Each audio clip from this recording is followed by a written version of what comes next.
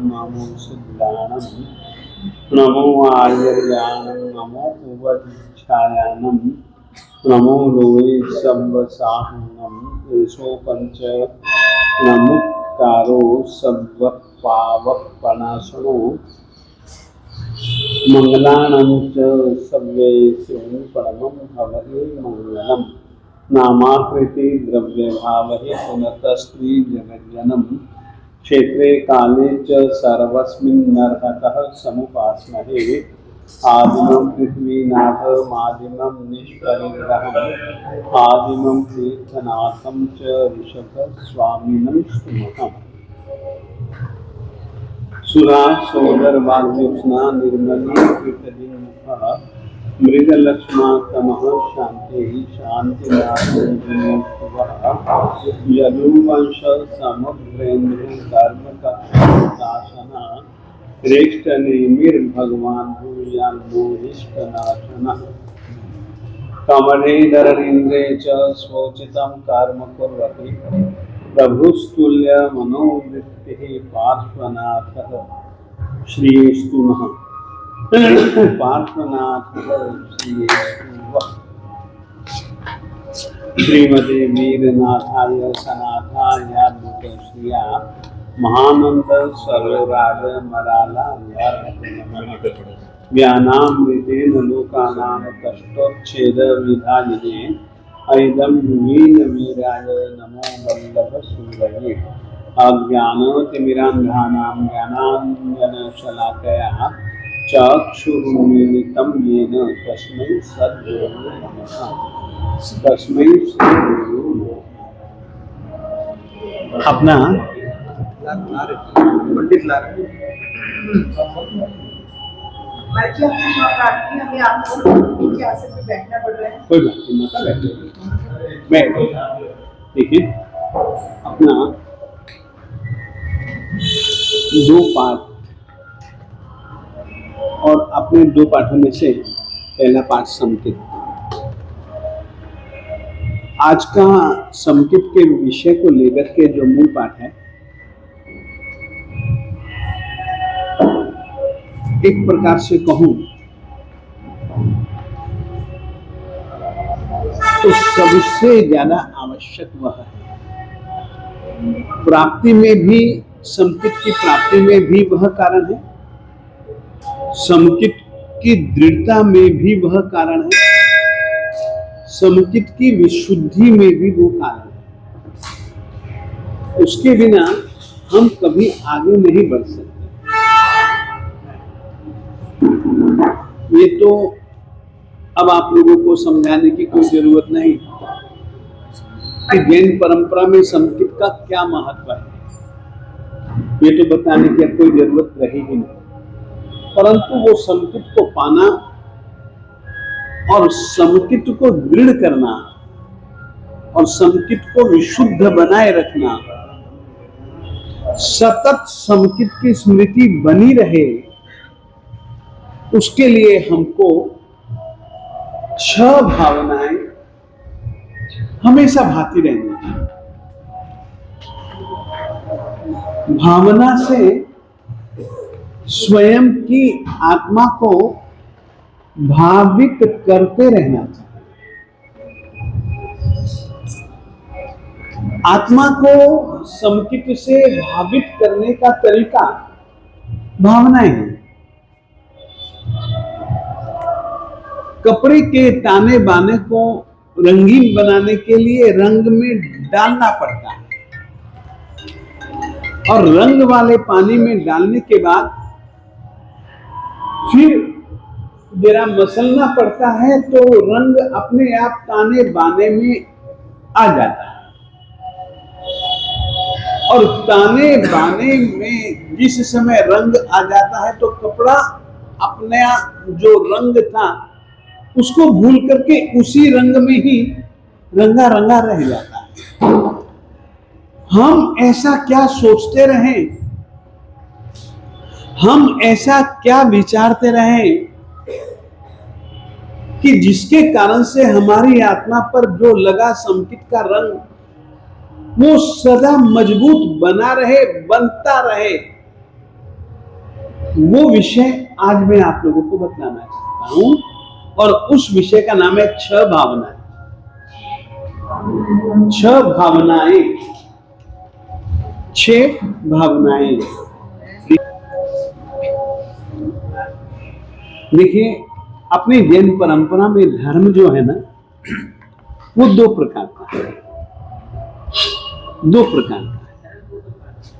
और 2 प्रकार में से साधु का जो धर्म है वो महाव्रत प्रधान है, श्रावकों का जो धर्म है वह अनुव्रत प्रधान है।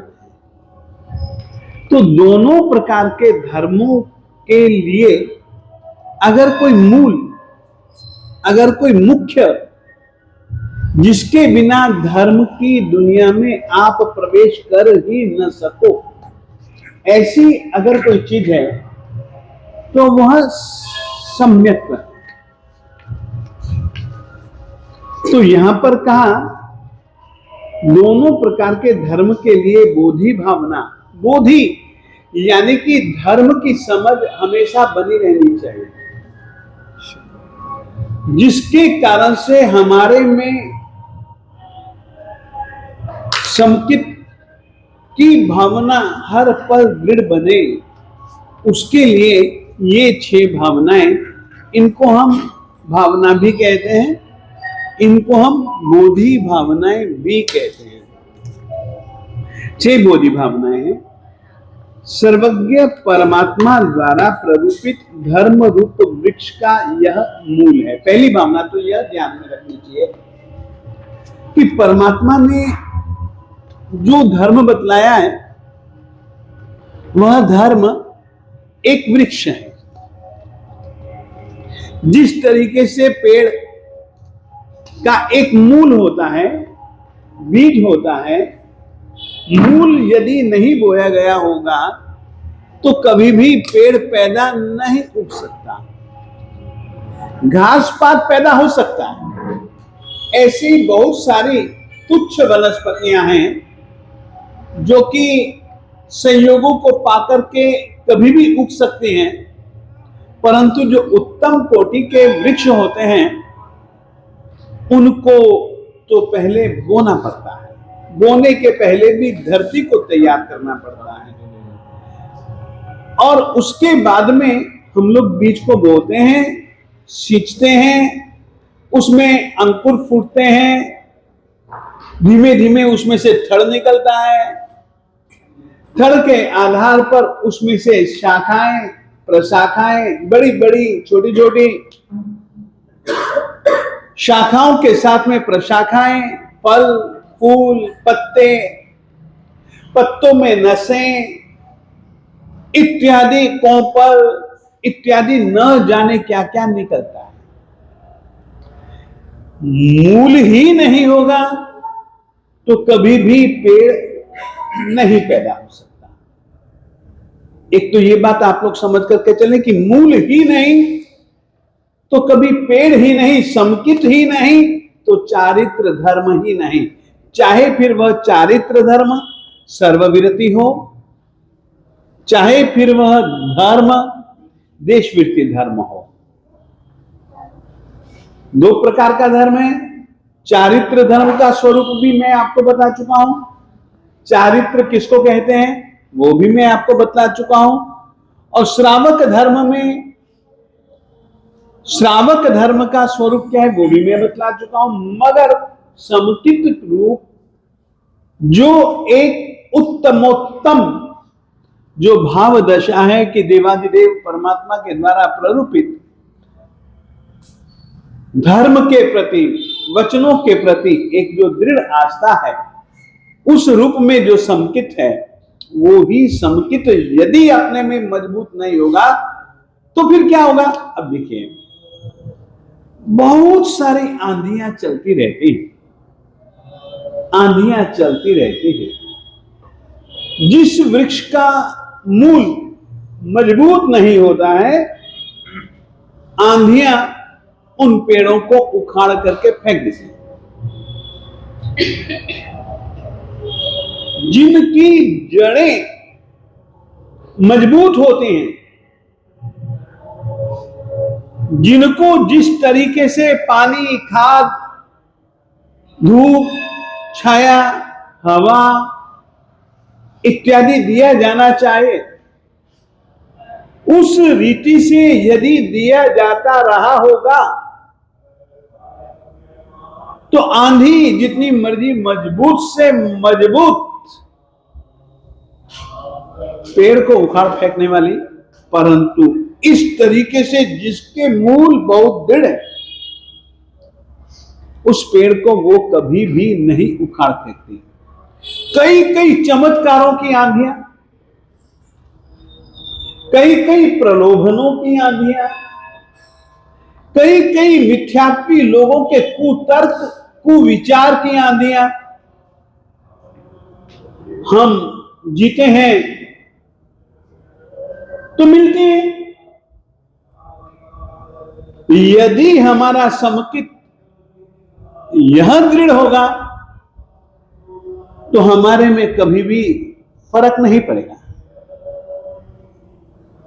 हम अपने जिनेंद्र परमात्मा को नहीं छोड़ सकेंगे। श्रमण भगवान महावीर स्वामी जी के 11 उपासक इसी तरीके से उनका इस समकित भावना की जब परीक्षा होती है तो वे अपनी दृढ़ता को साबित करते हैं